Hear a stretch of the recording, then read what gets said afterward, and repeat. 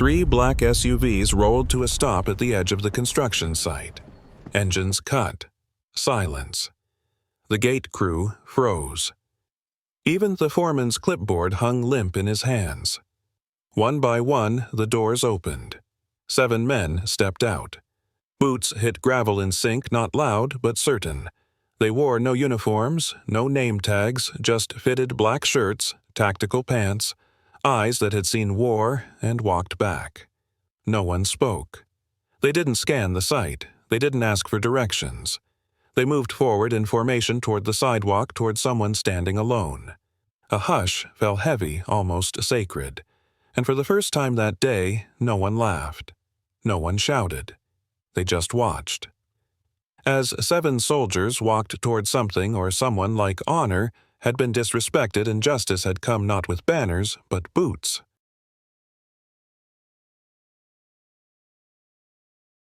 The apartment was small, quiet, and tucked above a faded laundromat on Houston's east side. Peeling paint curled near the balcony door, and the hum of old pipes murmured like background music no one noticed anymore.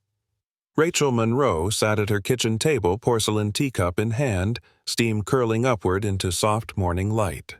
Across from her, an empty chair. In front of it, a second cup already poured. Beside the teapot lay a black and white photo, 2 young parents in overalls smiling against a field of soybeans. She didn't touch it, just looked. A knock at the door light polite. Mrs. Harper's voice floated in muffled. "I left you something sweet, hon." Rachel stood her left leg adjusting with a muted click. She opened the door, found a paper bag and a folded napkin. A heart drawn in shaky blue pen. She smiled. Not wide, but real. Rachel set the bag on the table. Inside, 2 molasses cookies wrapped in wax paper. She placed one beside her teacup. The other in front of the empty chair. She didn't speak. Didn't have to. The photo stayed where it was creased at the corners, colors fading into memory. She reached out, gently brushed a speck of dust from her father's shoulder in the picture, then paused. Her fingers lingered as if waiting for something to move. Outside, morning light shifted through the blinds in stripes. Dust floated like soft ash in its path. Rachel sat down again. She picked up the second cup, held it for a moment, then lowered it back to the saucer with a quiet clink. No tears. Just silence. And in that silence a memory held, not mourned. She took a slow sip and exhaled like someone saying thank you to people no longer there. The apartment window looked out onto cracked sidewalks and crooked power lines.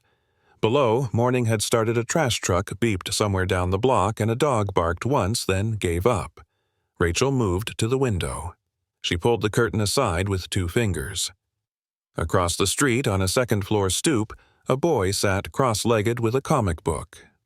He couldn't have been more than 8, freckles, bowl-cut hair, one sleeve of his red hoodie empty, pinned at the shoulder. When he noticed her, he didn't stare. He smiled, and raised a hand in a silent wave. Rachel raised hers in return. Her fingers moved slowly like brushing dust off glass. The boy beamed, then returned to his comic without a word. She stood there for a long moment, the sunlight warming the side of her face, and behind her, the second teacup had gone cold. Inside the apartment was still. Rachel opened a drawer near the hallway mirror, pulling out a weathered olive green cap. The fabric was soft-thinned at the edges, creased in places only memory could shape. The eagle and anchor emblem had faded, but not disappeared. She ran her thumb across it, then lifted the cap to her head. Stopped. Paused. In the mirror, her reflection stared back, quiet, unflinching. The scar along her right cheekbone, pale and precise, caught a slant of morning light. From just below the eye down to the edge of her jaw. She reached up and traced it with one finger slowly, not in shame, not in sadness. Just recognition. Then she picked up her canvas bag, looped it over her shoulder, and stepped into her prosthetic leg.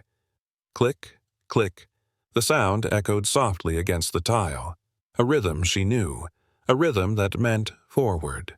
The 77 bus hissed to a stop, its doors groaning open. Rachel stepped on, nodded once to the driver, and tapped her pass without a word. The aisle was nearly empty. A man in paint-streaked overalls snored near the back. A nurse with tired eyes scrolled through her phone. Rachel sat in her usual seat, second-row window side. She placed the canvas bag on her lap, her hand resting gently on the bulge where the cap lay tucked beneath layers of folded paper and pill bottles. Outside, the city moved past faded gas stations, pawn shops, half-shuttered convenience stores. No one on the bus looked her way. No one asked her name. To them, she was just another quiet woman with tired shoulders and a strange, even gait. But the rhythm beneath her click, pause, was the beat of someone still marching, even if no one was watching. The sun had climbed higher now, casting sharp angles across the pavement. Rachel stepped off the bus and began her walk 5 blocks to the VA Center, a path she knew by heart. The sidewalk beside the construction site was cracked and dusty, lined with chain-link fence and half-built walls that reached skyward like broken ribs.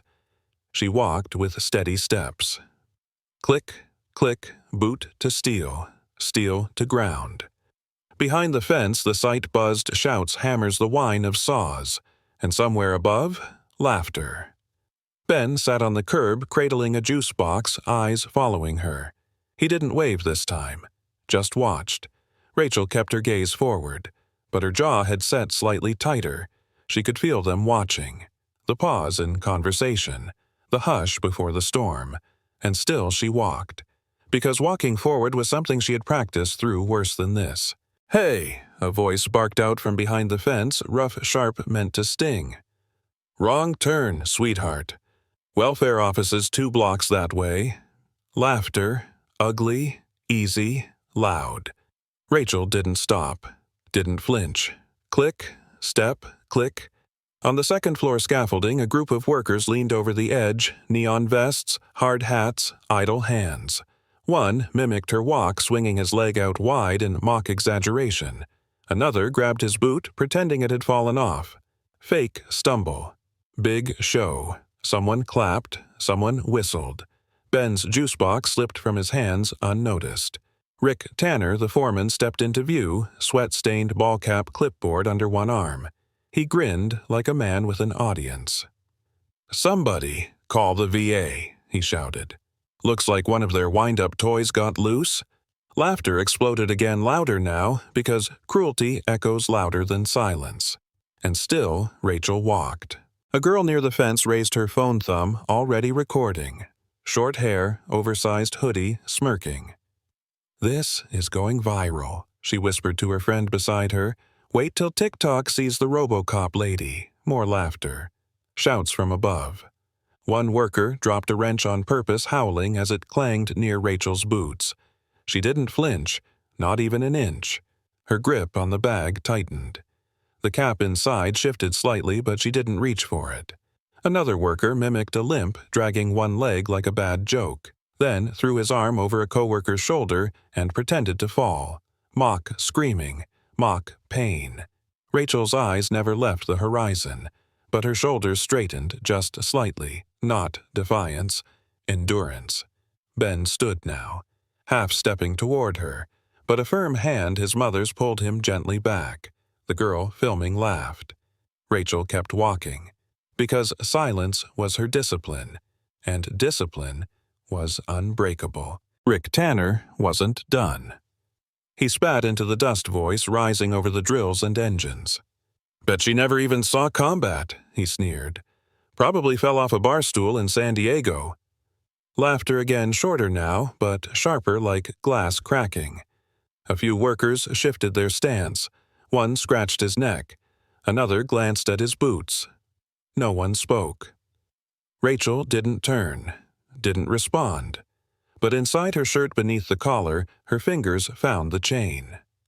Dog tags warm from her skin, heavy with memory. She rubbed the edge of the metal.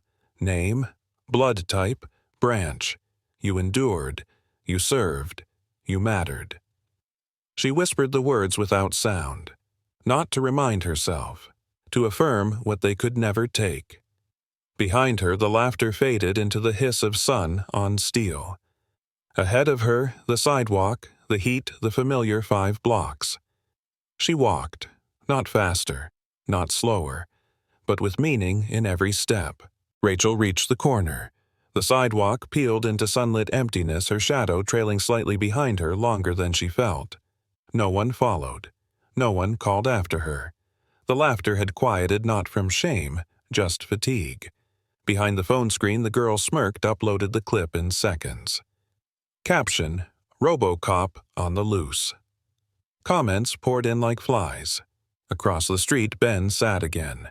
Still holding the empty juice box, he didn't blink. Beside him, his mother watched in silence, one hand still resting gently on his shoulder. Further down near the fence, a girl with long braids and a school backpack paused Mia. She hadn't laughed, hadn't filmed. She just stood there, eyes fixed on Rachel's back, her fingers curling around the strap of her bag. She didn't understand all of it, but she knew what it felt like to see someone treated like they weren't there.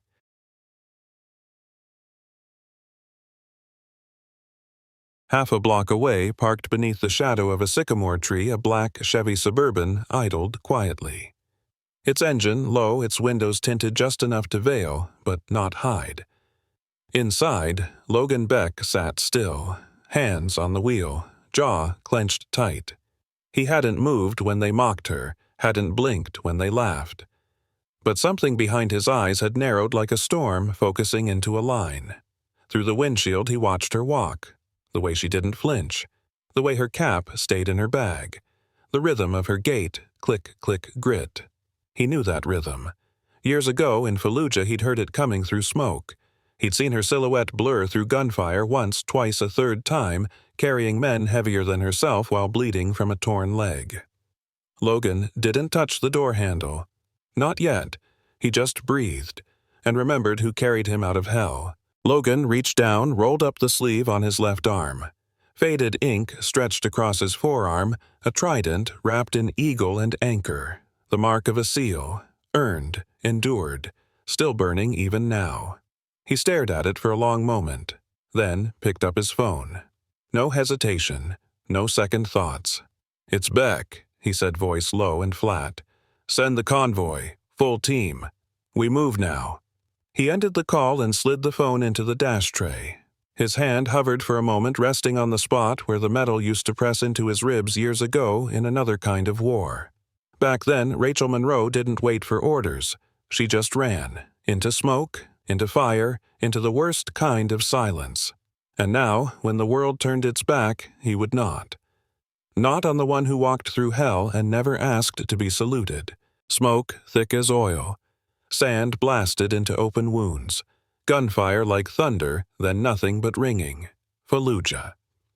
The convoy had scattered one truck, flipped flames licking at the sky. Logan's leg was pinned, a corpsman down, 3 civilians screaming. And Rachel Monroe, bare-faced, bleeding, ran. She crossed open ground, once dragging a medic by his vest.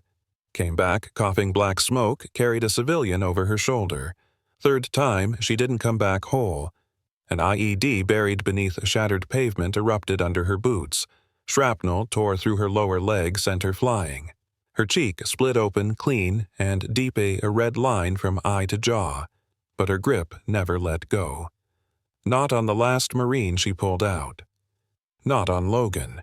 He'd watched her lose blood, not consciousness. Watched her go still, only after everyone else was breathing. He owed her more than his life. He owed her his honor. Germany. Military hospital. Fluorescent lights humming over sterile floors. Rachel lay still, her left leg gone below the knee. Her face bandaged the scar already forming raw and red beneath gauze. Logan sat beside her. No medals yet, no cameras, just silence and the rhythm of the machines that beeped like a second heartbeat. She never asked why. Never asked for thanks. When her eyes opened barely, she nodded once. That was all. He remembered her hand twitching under the blanket, reaching for nothing. And he'd said, not loud, not formal, just said, "I'll carry it. You carried me. Now it's mine." She closed her eyes, slept. He never forgot that moment. Never forgot that promise. Even when life moved on, ceremonies discharged papers, the slow fade of attention. But today, watching her walk away from shame, she didn't deserve.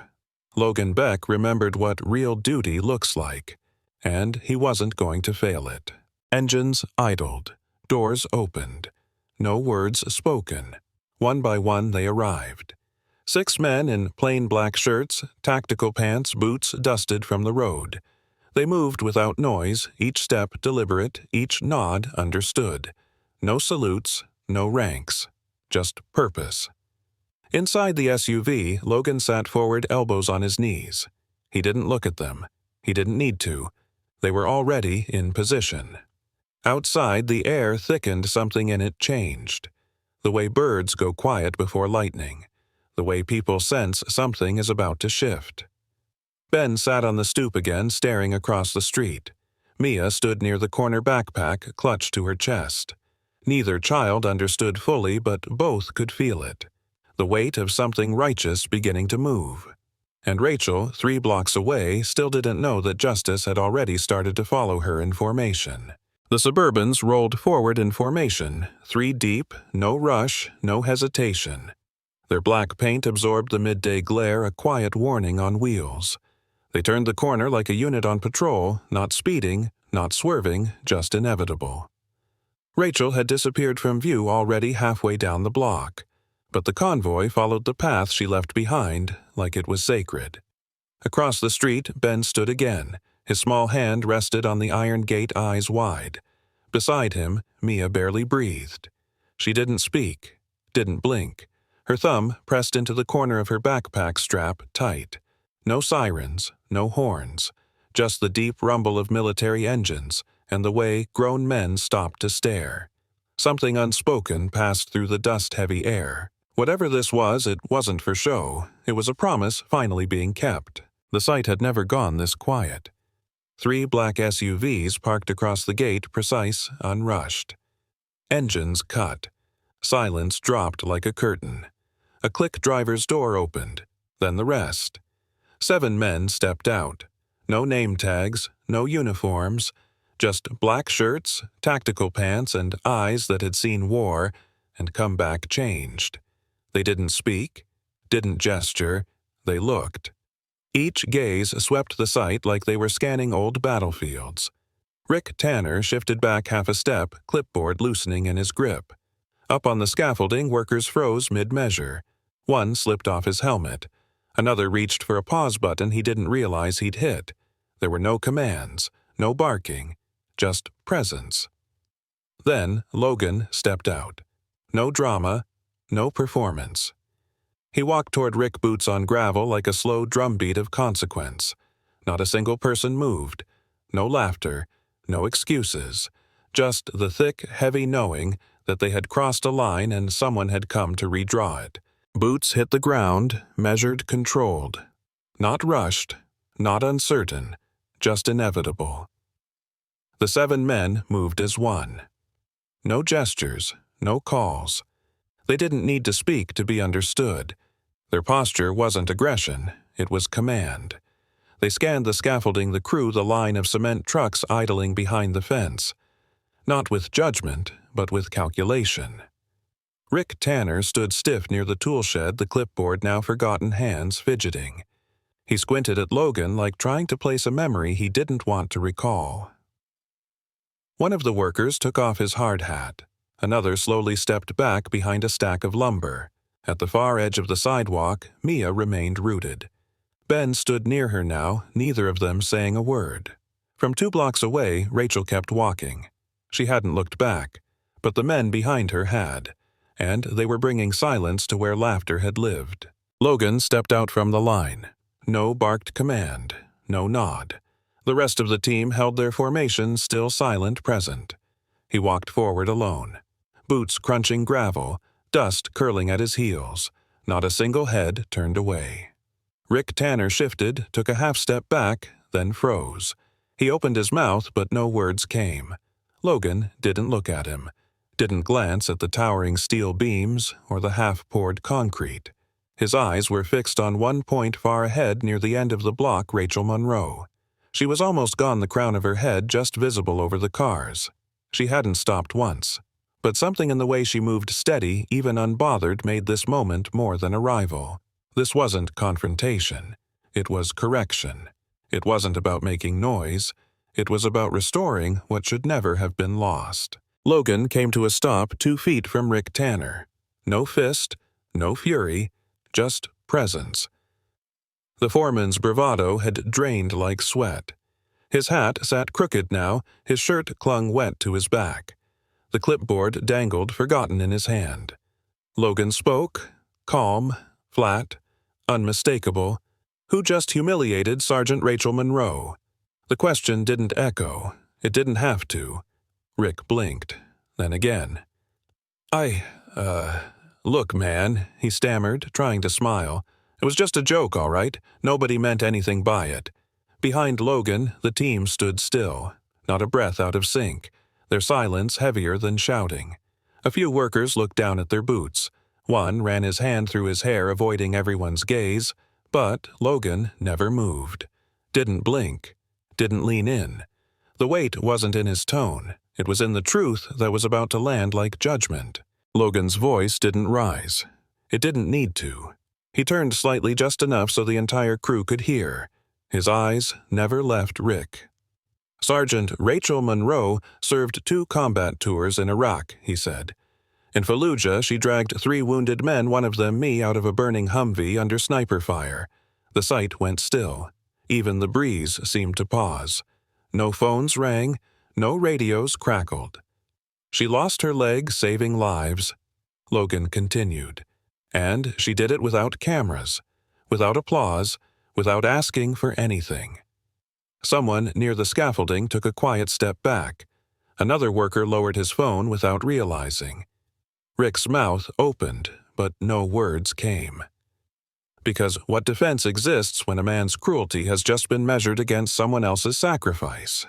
Logan looked at him not with rage, but with the disappointment reserved only for those who should have known better. A younger SEAL stepped forward, tall squared shoulders, hair buzzed tight. He didn't glare, didn't puff his chest, just held up his phone. We recorded everything he said, voice flat. From the sidewalk, every word, every laugh, every insult. The phone screen lit up, paused mid-frame on Rick's face. The audio icon blinked. Silence pulsed. Rick went pale. His lips parted closed, then parted again. The SEAL didn't move, didn't smirk, just added evenly, mocking a decorated veteran on public property. While on the clock. That's going to play real well with your contractor's office. The crowd wasn't laughing now. Someone muttered a curse under their breath at themselves, maybe.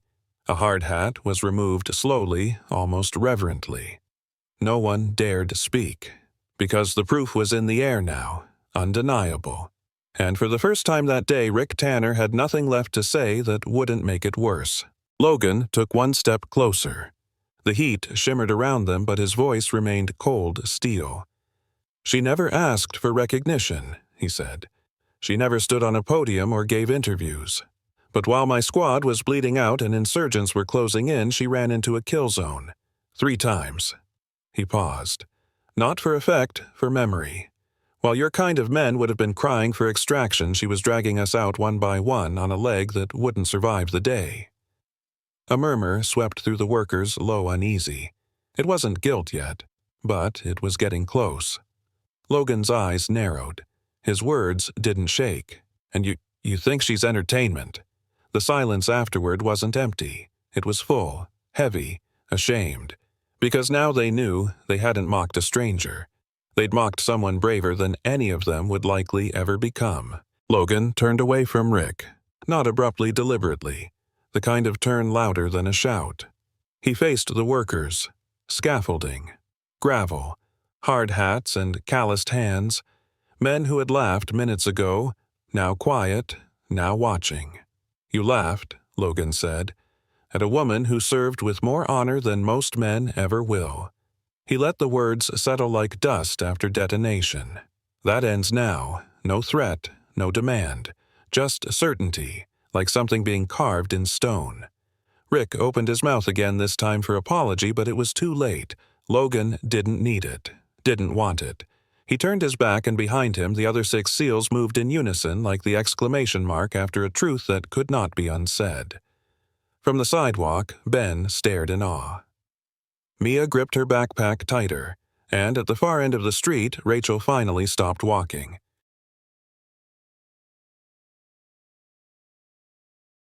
She heard the footsteps behind her, not hurried, not hostile, just firm, purposeful. Rachel slowed, then stopped. She turned, and the street stilled with her. Logan Beck was walking toward her, not in a sprint, not in a rush. Each step measured deliberate, as if carrying something sacred. Behind him, 6 SEALs followed in silent formation, their boots striking pavement like memory made real. Rachel blinked once.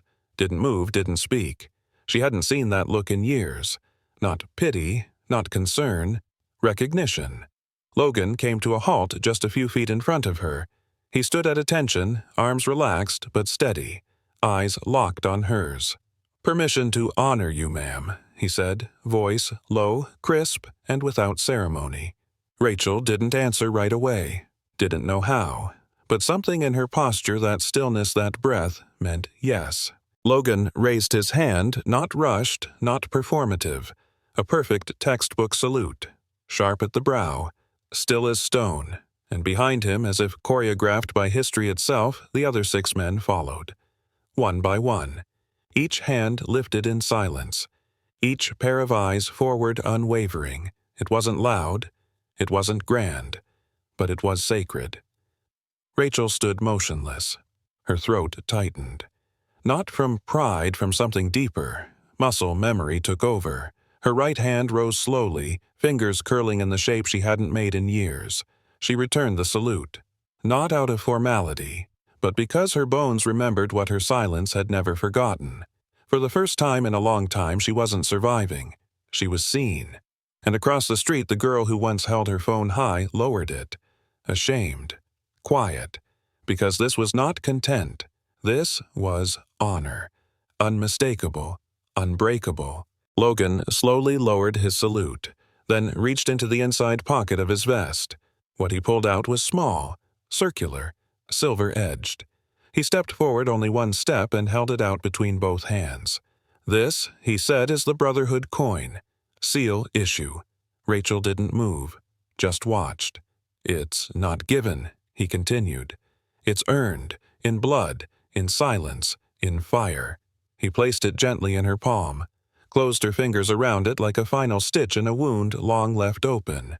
"You earned it in Fallujah," he said softer now, "but you never got it, because you were too busy saving lives." She looked down.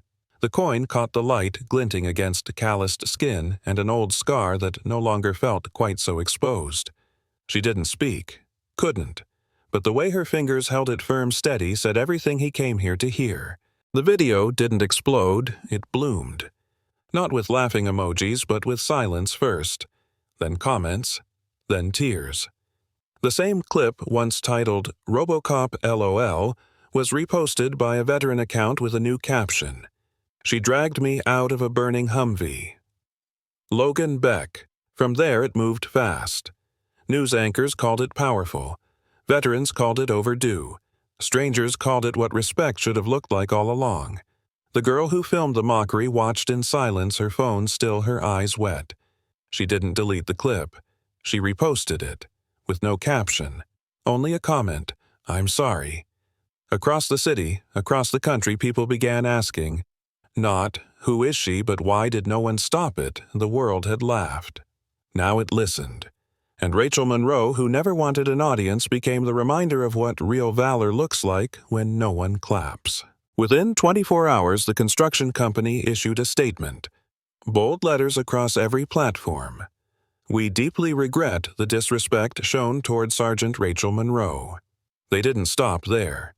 Rick Tanner was removed from the project, reassigned indefinitely. No press conference, no second chances. But the real apology came in stone. 1 week later, at the front gate of the job site, a single brick was set into freshly poured concrete, framed in steel, simple, unmoving, etched into its surface, SGT. Rachel Monroe, built on respect. No spotlight, no ribbon, just the daily passage of work boots and tired feet. Some stopped and stared. Some nodded. A few placed their hand on it each morning, quiet, private acknowledgement of something they hadn't understood until they had to. It wasn't a monument, it was a mirror, and it asked every man who passed, "Are you worthy of walking over this name?" The envelope came in the mail, cream-colored, slightly wrinkled. No fanfare, just a handwritten note on school letterhead. Roosevelt High School, 2 miles from the construction site. Inside, a short request signed by the principal in blue ink. "Would you consider speaking to our students during Veterans Appreciation Week?" Rachel read it twice. Then, once more. She set it on the table beside her teacup next to the Brotherhood coin, next to the folded napkin Mrs. Harper had left with molasses cookies days earlier. She wasn't a speaker, she never had been. But something about the handwriting, the gentleness of the absence of any expectation, made her pause. It wasn't about medals, it wasn't about being seen. It was about telling the truth, even softly, even once. And so she nodded alone in her kitchen as if someone had asked aloud. Friday morning came clear and cool. Rachel stood before her mirror, buttoning a clean pressed blouse, hand-steady movements slow. She reached for the cap, the one folded in her drawer for over a decade. Olive green, sun-softened, creased from years of memory. She placed it on her head, checked the mirror.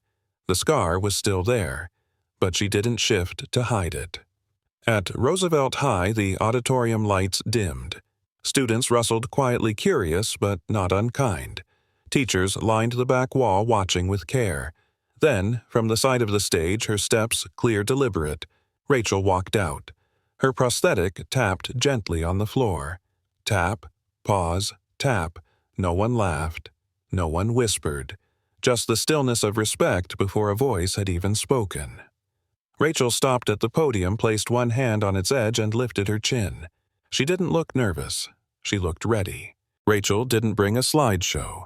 No battlefield stories, no photos of explosions or medals. She looked out at rows of teenage faces, some distracted, some curious, a few already listening. Then she spoke. "Scars don't mean you're broken," she said. "They mean you survived something that tried to break you. And you kept walking." A hush settled deeper than silence. She didn't raise her voice, didn't dramatize. "I don't stand here because I'm a soldier," she continued. "I stand here because I came home, with a different shape, a different rhythm, but the same heart." Some students looked down, others leaned in. Her words didn't stir applause. They stirred something older. Recognition, even if they didn't have the language for it yet. Rachel paused, then smiled just a little, the kind of smile that comes after pain has made peace with presence. From the third row, a small hand lifted. Rachel paused, pointed gently. Yes. A girl stood tall for her age, one sleeve pinned neatly at the shoulder. It was Mia. Her voice trembled but didn't break. "Can I be a soldier too, even like this?" The auditorium went still again, not out of discomfort but reverence. Rachel blinked once, then stepped out from behind the podium, down the steps, toward Mia. She knelt slowly so their eyes met, then reached out, resting her hand over the girl's shoulder. "You already are," she said.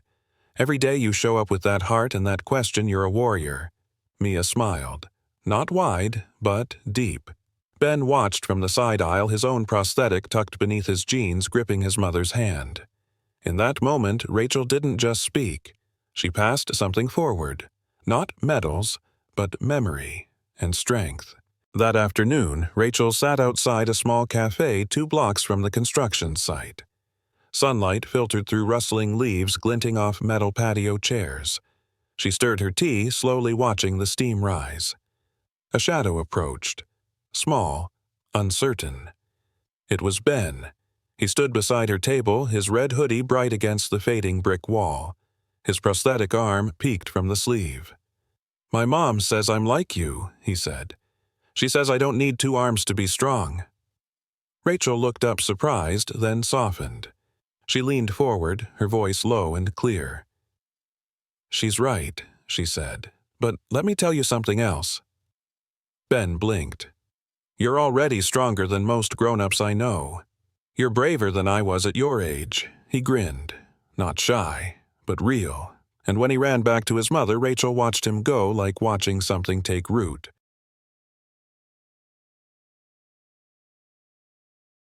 At dawn, the job site stirred back to life. Engines groaned. Steel clanged. Dust rose. But before the drills screamed, before orders echoed, a few men stopped by the gate. They didn't speak, didn't pose. One by one, they paused in front of the engraved brick. SGT, Rachel Monroe, built on respect. Some just looked. Some nodded once like a silent agreement. Others, rough palms and weathered fingers, gently laid a hand on the steel frame. No ceremony, just presence. Mrs. Harper arrived a few mornings later, a small paper bag in hand. She placed a biscuit wrapped in cloth beside the brick and whispered, "Thank you, dear." It wasn't a monument anymore. It was a habit, a rhythm, and somehow, without being told, the city had decided this woman mattered. Not just once, but always. One afternoon, beneath the same sycamore tree, Rachel sat with a paperback in her lap, barely turned. Ben approached slower than usual. His hoodie was zipped to the chin, prosthetic tucked close to his side. He didn't speak at first, just stood there looking at her the way some kids look at stories they're not sure they're allowed to believe. Then softly, "My mom says, I'm like you." Rachel lowered her book, waited. "She says I don't need both arms to be a hero." He paused, then added, "Maybe I could help people someday, like you did." Rachel smiled. Not the kind people force, the kind that finds its way up through scars. She leaned forward, voice steady. "You already are." Ben didn't answer, just stood a little taller, and when he walked away, his steps were slower, not with doubt, but with purpose. He hadn't known he was allowed to carry. That evening, the sun spilled gold across the hallway walls. Rachel opened the top drawer of her writing desk, the one that stuck slightly on the left. Inside sat a small wooden box. Worn edges, handmade, smoothed by decades of opening and closing. She lifted the lid.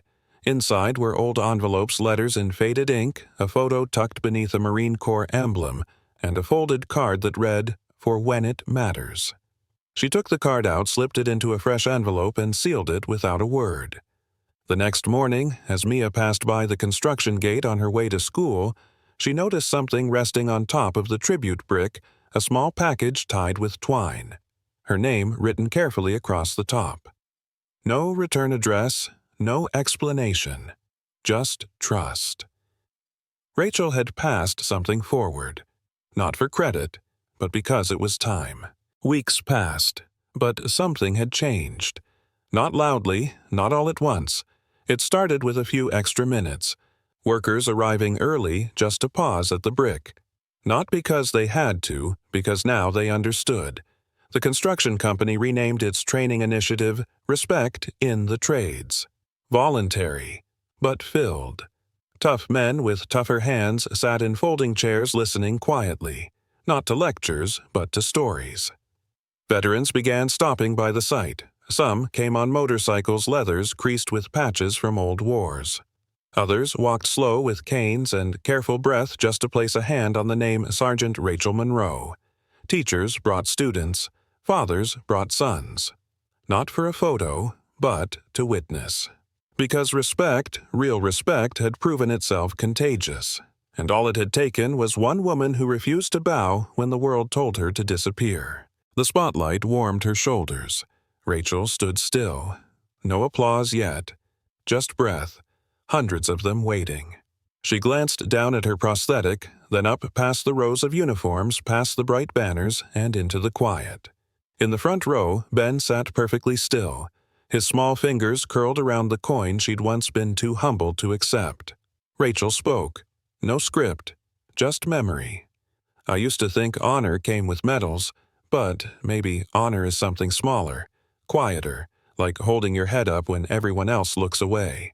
She paused, her voice soft but steady. Courage doesn't always roar. Sometimes it limps forward.